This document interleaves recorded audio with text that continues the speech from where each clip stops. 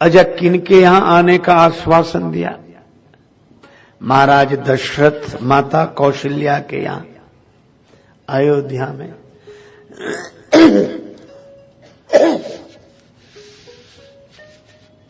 देखो भाई, यही दशरथ जी, कौशल्या जी पूर्व जन्म के महाराज मनु और शत्रुपा हैं।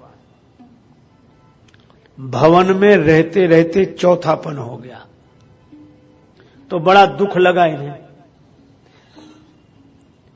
होय न हृदय विराग, होय न विषय विराग, भवन बसतभा चौथपन। हृदय बहुत दुख लाग, जन्म गयऊ हरि भगति बिनु। छूट, विराग माने छूट नहीं रहा है, मन से छूट नहीं रहा है। अगर न छूटे तो कठिनाई क्या है? कठिनाई है क्या? छुड़ा लिया जाएगा, और छुड़ा लिया जाए और मन से न छूटे तो कितनी मुश्किल।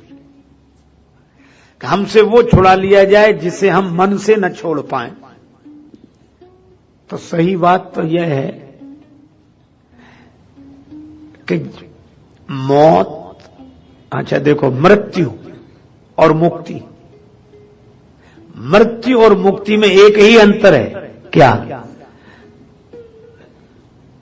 तन का छूट जाना मृत्यु है और मन का छूट जाना मुक्ति है। मन में राग न रहे तो हम मुक्त हैं, मन में राग न रहे तो हम मुक्त हैं। तन से अलग हो जाना त्याग है, प्राणी पदार्थ से तन से अलग हो जाना त्याग है, मन से असंग हो जाना वैराग्य है। अच्छा, एक बोलचाल की भाषा में हम लोग ऐसे समझ सकते हैं, बर्खास्त होने से इस्तीफा दे देना अच्छा है कि नहीं? इज्जत बनी रहेगी। तो मौत कान पकड़ के तमाचा लगाकर हमें इस सब से बर्खास्त करे, इससे इस्तीफा दे देना अच्छा है। इस्तीफा दे देने का नाम ही वैराग्य है। अरे हम मन से पहले ही छोड़ दें तो मौत हमसे छुड़ाएगी क्या? तो महाराज मनु को लगा, होय न विषय विराग, भवन बसत भा चौथपन। चौथेपन में उनको लगा जन्म गयऊ हरि भगति बिनु। अच्छा देखो, पूर्व जन्म में प्रताप भानु सबको जीत लेना चाहता था, रावण बना तो उसने वही किया। जन्म कैसे संस्कारों के साथ आदमी यात्रा करता है। अच्छा, मनु जी में और दशरथ जी में भी यही साम्य है। क्या? महाराज मनु भी चौथेपन में गए, क्या पाने? भक्ति पाने। जन्म गए हरि भगति बिनु, और घर छोड़कर भक्ति को पाने के लिए गए। तो महाराज मनु चौथेपन में भक्ति को पाने के लिए संतों के पास गए, और दशरथ जी चौथेपन में भगवान को पाने के लिए सदगुरु के पास गए। महाराज मनु चौथेपन में, और ये हमारे यहां ये बड़ी सार्थक बात कही, चौथेपन में। इसका अर्थ है कि चलो और नहीं तो कम से कम चौथेपन में तो, जैसे रात के चौथे पहर में जाग जाते हैं, रात बीतने के पहले जाग जाना, ये चतुर्थ पहर का जागरण है। और जिंदगी रहते हुए जाग जाना, ये चौथेपन का जाग जाना है। दशरथ जी गए गुरु जी के पास, गुरुदेव सब कुछ है, सब कुछ है, सब कुछ मिला है, पर जिससे मिलने के लिए यह जीवन मिला है वह नहीं मिला है। जिससे मिलने के लिए यह जीवन मिला है वह नहीं मिला है। भांति भांति भोग मिले, अंग हु अरोग मिले, सुख के संयोग मिले, जीवन की बाटी में धन अरु धाम मिले, स्वयं अरु नाम मिले, राम ना मिले तो सब काम मिले माटी में। यह दुख कभी कभी किसी किसी सौभाग्यशाली को होता है। भगवान नहीं मिले तो गए कहां? गुरु गृह तुरत गए महिपाला, चरण लागे करि विनय विशाला।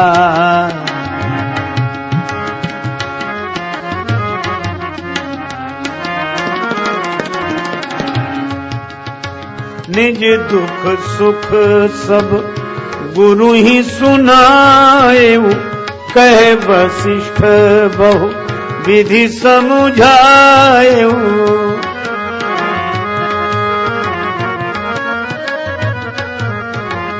धरहु धीर होई है सुत चारी, त्रिभुवन विदित भगत भयहारी।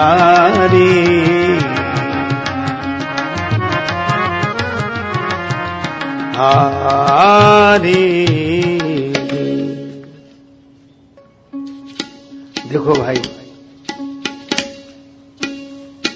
हमारे यहां विभागों का बंटवारा हो गया है।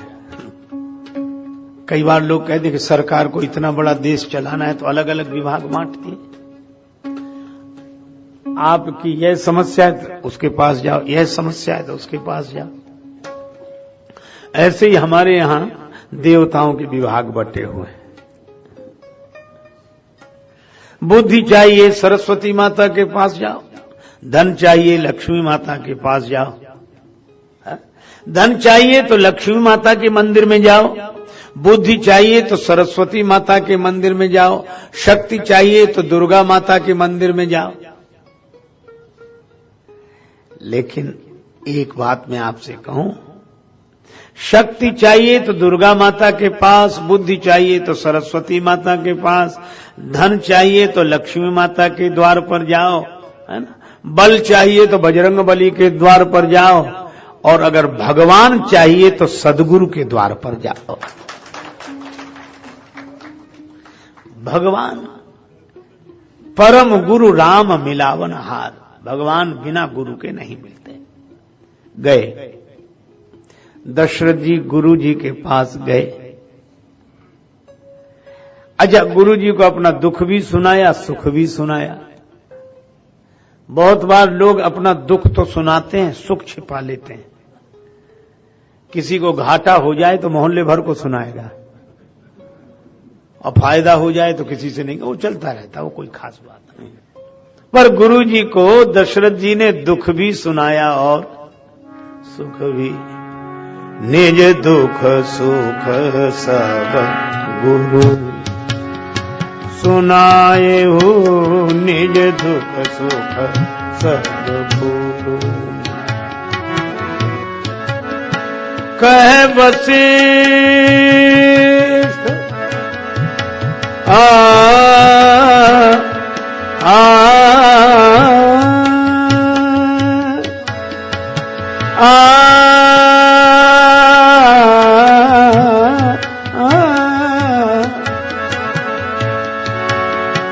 कहे वशिष्ठ बहुविध समुझाए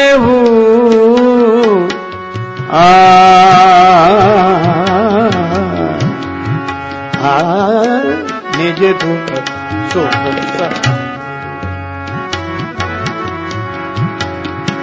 निज दुख सुख निज दुख सुख सब गुरु सुनाए वो, निज दुख सुख सब गुरु। दुख भी सुनाया और सुख भी सुनाया। गुरुजनों से अपना दुख सुख सब सुनाना चाहिए।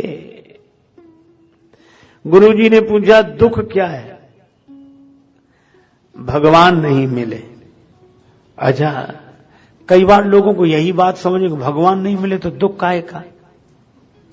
भगवान नहीं मिले तो दुख काहे का?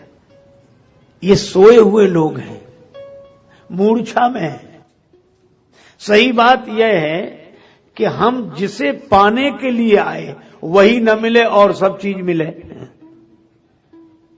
तो जीवन का प्रयोजन क्या फिर? और आज भी गया व्यर्थ के कार्यों में दिन, बोलो तो ऐसे जीवन का कौन प्रयोजन? जिंदगी में जिंदगी का राज पाना चाहिए, जिंदगी में जिंदगी को मुस्कुराना चाहिए, जिंदगी में जिंदगी की शर्त अगर पूरी न हो तो जिंदगी को जिंदगी से रूठ जाना चाहिए। श्री रामकृष्ण देव दक्षिणेश्वर में निवास करते थे उन दिनों। पंचवटी में रात्रि को साधना करते, काली माता की स्तुति करते, प्रार्थना करते, और सायंकाल मंदिर में जब आरती का घंटा निनाद होता तो श्री रामकृष्ण रोते हुए धरती पर सिर रगड़ते, मां, मंदिर में शाम की आरती का घंटा बज रहा है, आज का दिन भी बीत गया, तू नहीं मिले, आज का दिन भी बीत गया तू। ऐसी पीड़ा, और उसी पीड़ा और छटपटाहट का परिणाम था कि उन्हें माता का दर्शन हुआ।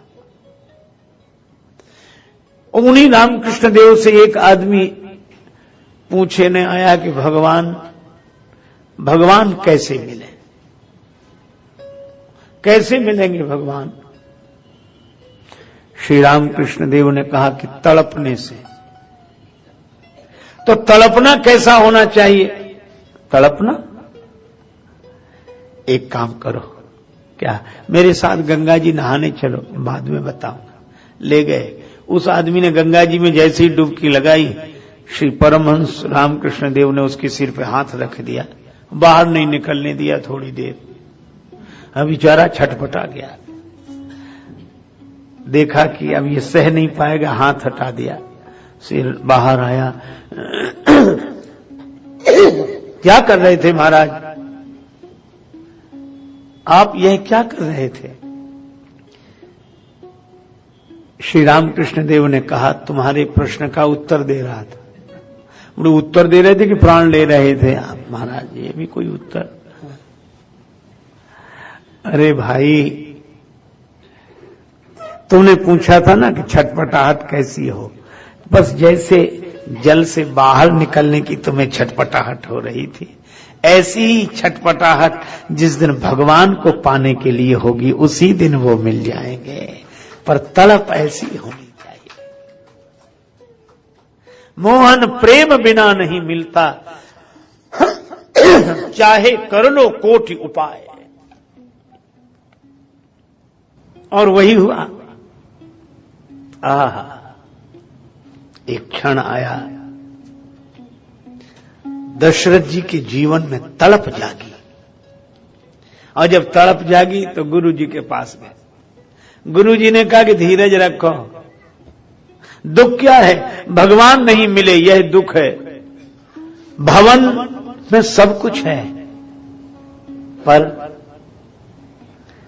संतान के बिना घर सूना, संतान के बिना भवन सूना, चाहे सब कुछ हो।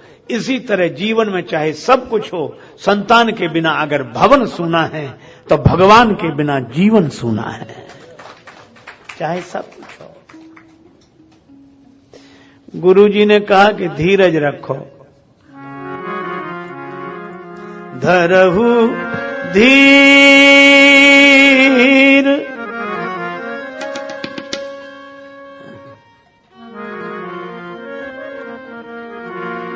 आ आ आ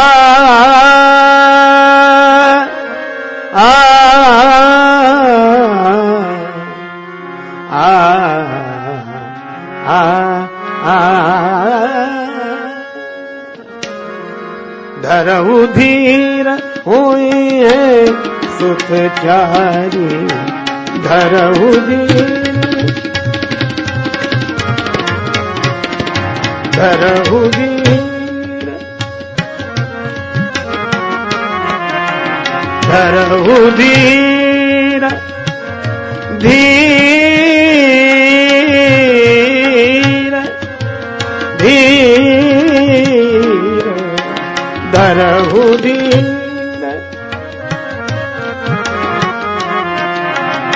धरहु धीर होई है सुत चारी धरहु धीर धरहु धीर धरहु धीर धरहु धीर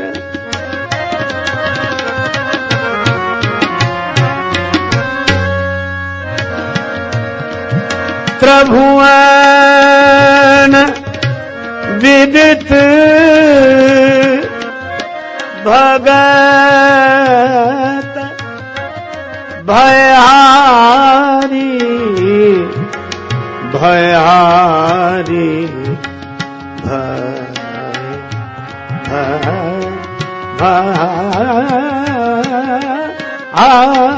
धरहु धीर धरहु धीर धरहु धीर धरहु धीर। गुरु जी ने कहा धीरज रखो। दुख क्या है? भगवान नहीं मिले यह दुख है। तो गुरु जी ने कहा कि यहां आ गए तो भगवान तो नहीं मिले, पर सुख क्या मिल गया? सुख क्या मिल गया? सुख भगवान नहीं मिले ये दुख है, पर भगवान से मिलाने वाले गुरु मिल गए यह सुख है। भगवान से मिलाने वाले गुरुदेव मिल गए यह सुख है। गुरु जी बोले धीरज रखो। और कब तक धीरज रखें महाराज? चौथापन आ गया। एक सज्जन एक भजन गाते थे, मुझे बहुत प्रिय लगा वो भजन। वो बिना साजवाज के गाते थे क्योंकि उनकी आवाज ही ऐसी थी कि वो अपना मस्त थे। तो मैं उनसे वो भजन बराबर सुनता था। वो ऐसे ही गाते थे, न चंचल सदा जिंदगानी रहेगी, न राजा रहा है न रानी रहेगी। ये भजन सुनाते थे। और इसी में कहते ये सिगरेट चिल में तमाशा व फिल्में, न यारों की महफिल सुहानी रहेगी। कहां कंस रावण कहां कामी कीचक, मगर याद उनकी नादानी रहेगी। और उसी में कहते न कमलों पे हरदम मड़राएंगे भंवर, और न फूलों की बुलबुल दीवानी रहेगी। ये तो सब गाते, पर एक पंक्ति मुझे बहुत अच्छी लगती, मैं उनसे बार बार सुनता इसी भजन की। वो कहते बुढ़ापा जो आया कदम लड़खड़ाया, बुढ़ापा जो आया कदम लड़खड़ाया, तो खड़ी कब तक बिल्डिंग पुरानी रहेगी।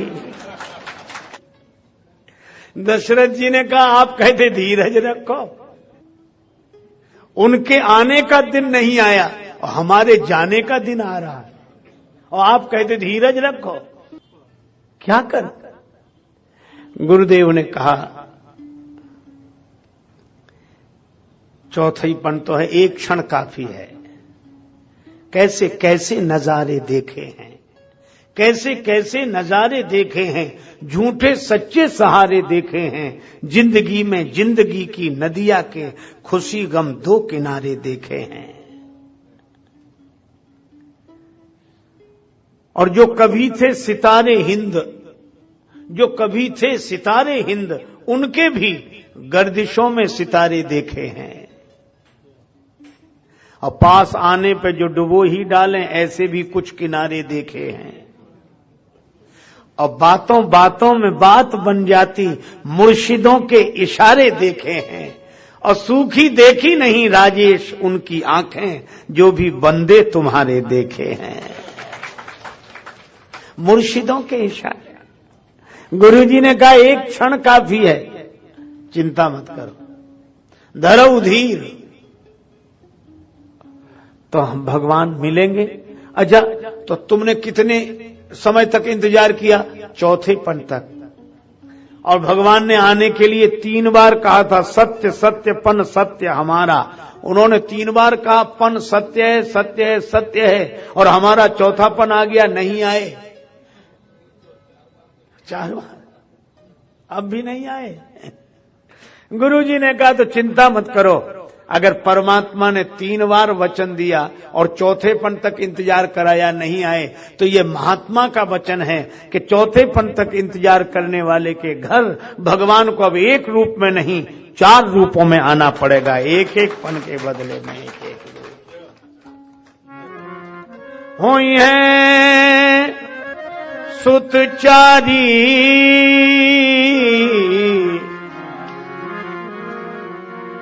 चारी चारी चारी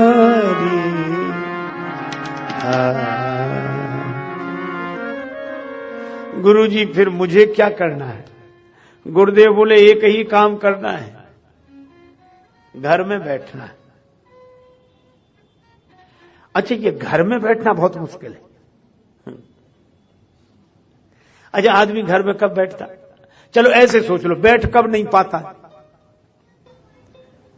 एक आदमी से कहा कि भाई घर में तुम कभी मिलते हो? क्या बताएं महाराज, इतना काम है कि घर में बैठे ही नहीं पाते।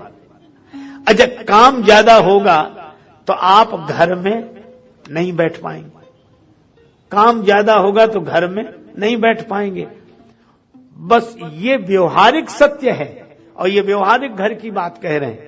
लेकिन काम ज्यादा होगा तो आप घर में नहीं बैठ पाएंगे, और कामनाएं ज्यादा होंगी तो भी आप अपने घट में नहीं बैठ पाएंगे। काम घर से बाहर ले जाता है और कामनाएं घट से बाहर ले जाती हैं। गुरुजी ने कहा, राम जी को पाना चाहते हो तो जहां राम तहां काम नहीं, जहां काम नहीं राम। अब तुम बैठ जाओ, कहां? घट में बैठ जाओ, घर में बैठ जाओ। तो भगवान कहां हैं? गुरुजी बोले कहीं हो तुम्हें वहीं मिलेंगे, वहीं मिलेंगे, तुम्हारे घर में ही मिलेंगे। जो तो भगवान को हम ढूंढ रहे हैं। गुरुजी ने कहा तुम मत ढूंढो, भगवान तुम्हें ढूंढेंगे। जो उस सांवले को सदा ढूंढता है उसे एक दिन सांवला ढूंढता है, और जिसे ढूंढने का अमल पड़ चुका है वो उस ढूंढने में मजा ढूंढता है। और अरे दिल जिसे कुल जहां ढूंढता है वो तुझ में तू उसको कहां ढूंढता है। और न पूछो पतित बिंदु क्या ढूंढता है, पतित बंधु जी का पता ढूंढता है। और इसीलिए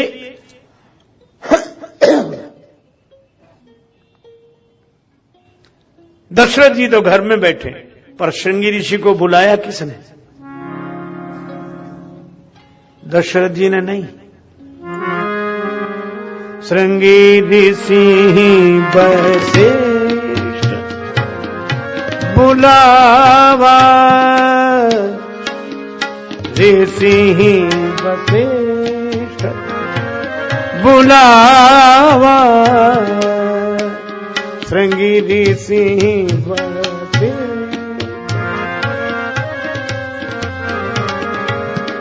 पुत्र काम शुभ यज्ञ करावा, श्रृंगी ऋषि वशिष्ठ बुला आ आ आ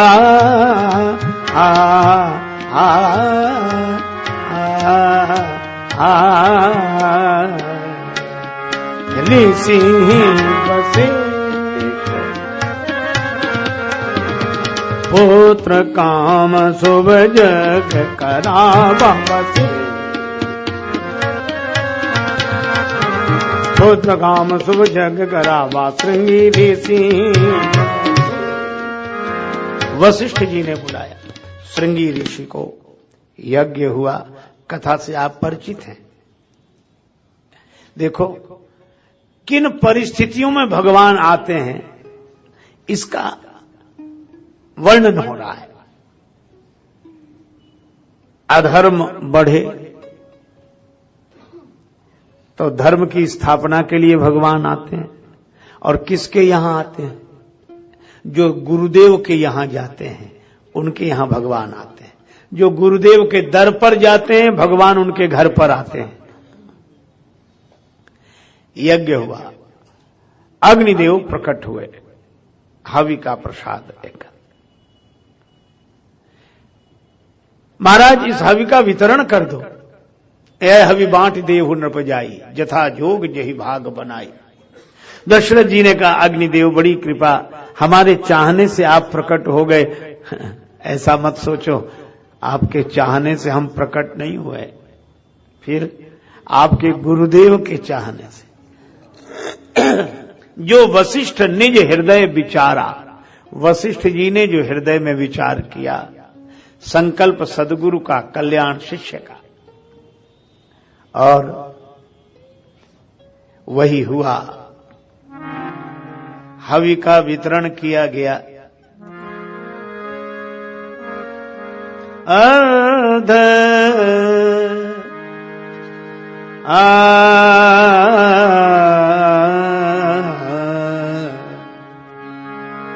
अर्ध भाग को दीना, अर्ध भाग को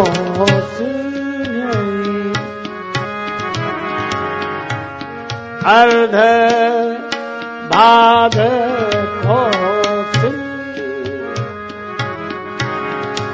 उभय भाग आधे कर किना को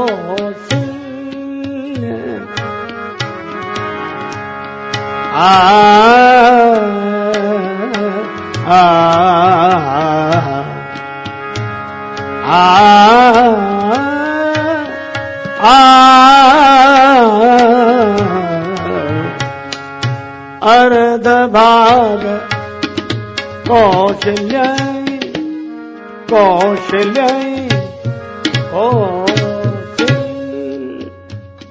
खीर का आधा हिस्सा कौशल्या जी को दिया गया।